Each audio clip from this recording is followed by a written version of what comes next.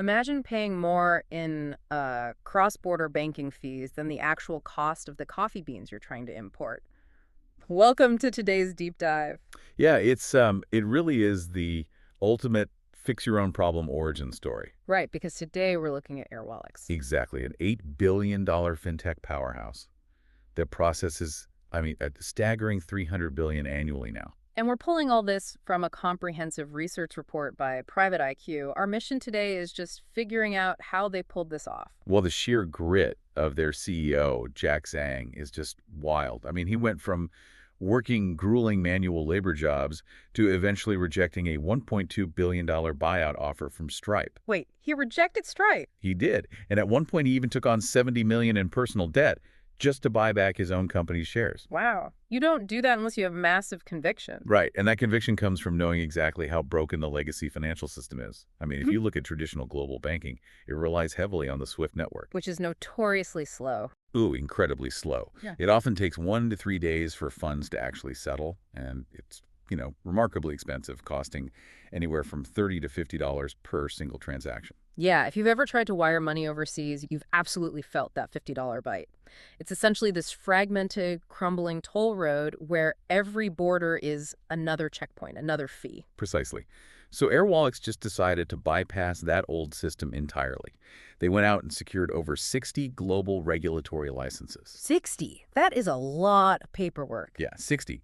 And that let them build direct connections right into local clearing systems. Like in the U.S., they connected directly to the local ACH transfer system. Okay, so sticking with the toll road analogy, instead of paying the tolls on the old road, they basically bought the land and built their own private, frictionless, high-speed rail network. That's a perfect way to visualize it. Yeah. And because it's their proprietary infrastructure, they can offer near-instant settlement at negligible costs. Creating a massive structural moat. Exactly. Competitors simply cannot easily replicate that. But let me push back on that for a second.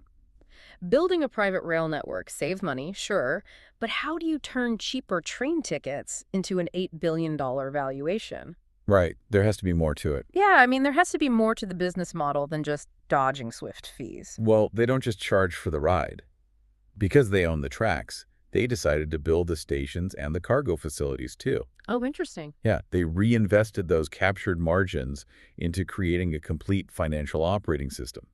They bundled their core payments with SaaS tools, things like expense management, AI-driven compliance, subscription billing. So walk me through what that actually looks like for a business. Because, financial operating system sounds great on paper, but how does it work in practice? Think about it this way. By combining payments with expense management, a CEO doesn't just see that money left their account. Right. The system automatically reconciles that overseas payment with the employee's uploaded receipt in real time. It handles the currency conversion and the bookkeeping all at once. Ah, so it becomes the nervous system of the company. Exactly. And the data really backs up how effective this is. A full 80% of Airwallex's revenue now comes from customers using multiple products. Making the platform incredibly sticky. Highly sticky. If we look at the pvtIQ Smart Score, which quantitatively validates a company's competitive moat and capital raising ability, Airwallex sits at a very impressive 4.5 out of 5. A 4.5 is fantastic. But let's talk about the operational reality here.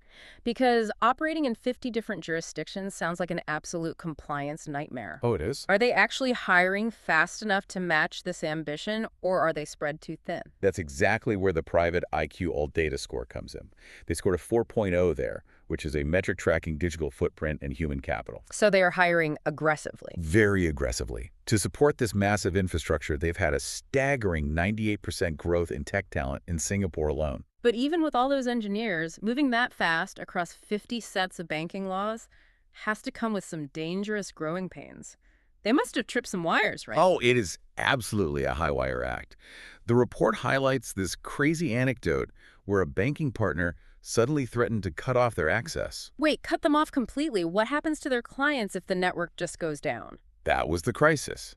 If they went offline, payments for their mega client Sheen would have failed entirely. Oh, wow. That is terrifying for a fintech. Yeah, so Airwallex engineers had to work 48 hours straight just sprinting to integrate a completely new provider to save that relationship. That is intense. Extremely. And on top of those technical fires, they face intense regulatory scrutiny.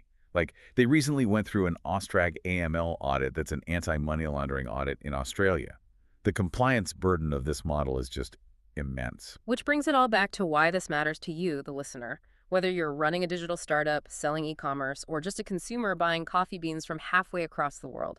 Right, because this invisible, frictionless infrastructure is entirely rewiring how global commerce functions behind the scenes. Yeah, the traditional boundaries of money movement are just being systematically erased by these tech-first networks. And it really is a fundamental shift in how money moves globally. So it leaves you wondering, as companies like Airwallex successfully deploy AI to automate global finance, will traditional banks eventually become entirely obsolete? Will they end up serving merely as silent, invisible vaults just sitting behind a tech company's interface? Something to think about the next time you tap your phone to buy something from overseas.